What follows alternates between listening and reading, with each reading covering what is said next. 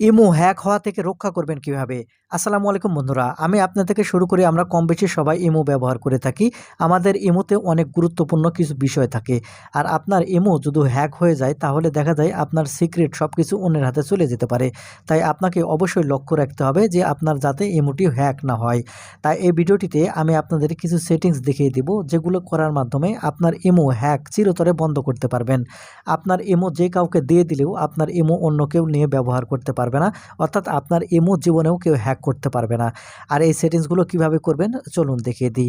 তো মূল ভিডিওতে যাওয়ার আগে আপনার কাছে ছোট্ট একটা রিকোয়েস্ট করব, শুধু ভিডিওটিতে একটি লাইক দিয়ে দিবেন আর ভিডিওটি শেয়ার করে রাখবেন। কারণ আপনার একটি শেয়ারের মাধ্যমে আপনার অনেকেই উপকৃত হবে। তাহলে চলুন সম্পূর্ণ ভিডিওটি মনোযোগ সহকারে দেখতে থাকুন। ইমো হ্যাক হওয়া থেকে রক্ষা করবেন কিভাবে। তো সেজন্য সর্বপ্রথম যে কাজটি করবেন, এখান থেকে আপনাদের ইমো অ্যাপ্লিকেশনটা ওপেন করে নেবেন। ইমো অ্যাপ্লিকেশন ওপেন করে নিলে এরকম ইন্টারফেস দেখতে পাবেন।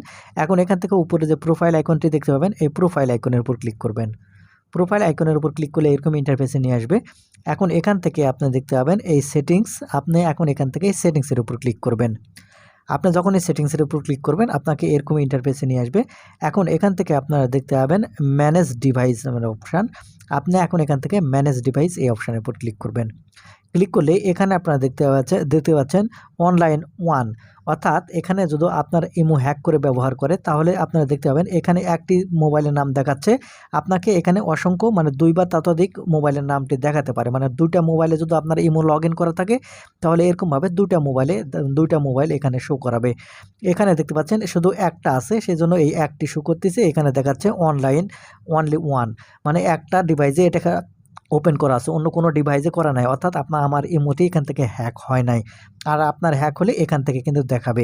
এখন এটা হ্যাক হওয়া থেকে আপনারা রক্ষা করবেন কিভাবে? সেজন্য এখান থেকে দেখতে পাবেন যে একটা এনেবল বাটন উপরে দেখতে পাচ্ছেন, মাল্টি ডিভাইস এর এই এনেবল বাটন।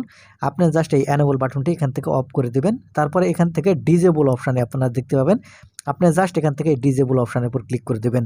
তাহলে আপনার ইমো অন্য কোনো মোবাইলে লগ ইন থাকলে সেটা কিন্তু ডিজেবল হয়ে যাবে। তারপরে আপনাকে আরেকটি সেটিংস করতে হবে, সেজন্য এখান থেকে আপনারা ব্যাক বাটনে ক্লিক করবেন। ব্যাক বাটনে ক্লিক করে আসলে এখানে আপনারা সিকিউরিটি অ্যান্ড প্রাইভেসি যে অপশানটি দেখতে পাবেন। এখন এখান থেকে আপনার সিকিউরিটি অ্যান্ড প্রাইভেসি এই অপশানের উপর ক্লিক করবেন। ক্লিক করলে এখানে আপনারা দেখতে পাবেন লগইন প্রোটেকশন নামের একটা অপশান দেখতে পাচ্ছেন। এখান থেকে এই লগইন প্রোটেকশন, আপনার এই লগইন প্রোটেকশনে অন করবেন। এখান থেকে ক্লিক করবেন। ক্লিক করার পর এখান থেকে আপনারা দেখতে পাবেন টু স্টেপ ভেরিফিকেশান, এই যেটা অন করা আছে আপনারা জাস্ট এখান থেকে আপনারা অন করে দেবেন। এক্ষেত্রে যে কাজটি হবে, আপনার পাসওয়ার্ড বা আপনার নাম্বার বা আপনার ইমো অন্য কোনো মোবাইলে লগ ইন করতে গেলে আপনার মোবাইলে একটি কোড আসবে, সে কখনোই আপনার ইমো লগ ইন করতে পারবে না যদি এখানে টু স্টেপ ভেরিফিকেশান এটা আপনারা অন করে রাখেন। আশা করি আপনারা প্রত্যেকে অন করে রাখবেন, তাহলে আপনার ইমো কেউ কখনো কোনো রকমভাবে হ্যাক করতে পারবে না। তো বন্ধুরা, এই ছিল আজকের ভিডিওটি থেকে কিছু শিখে থাকলে চ্যানেলটিকে সাবস্ক্রাইব করে সাথে থাকবেন। ধন্যবাদ ভিডিওটি দেখার জন্য।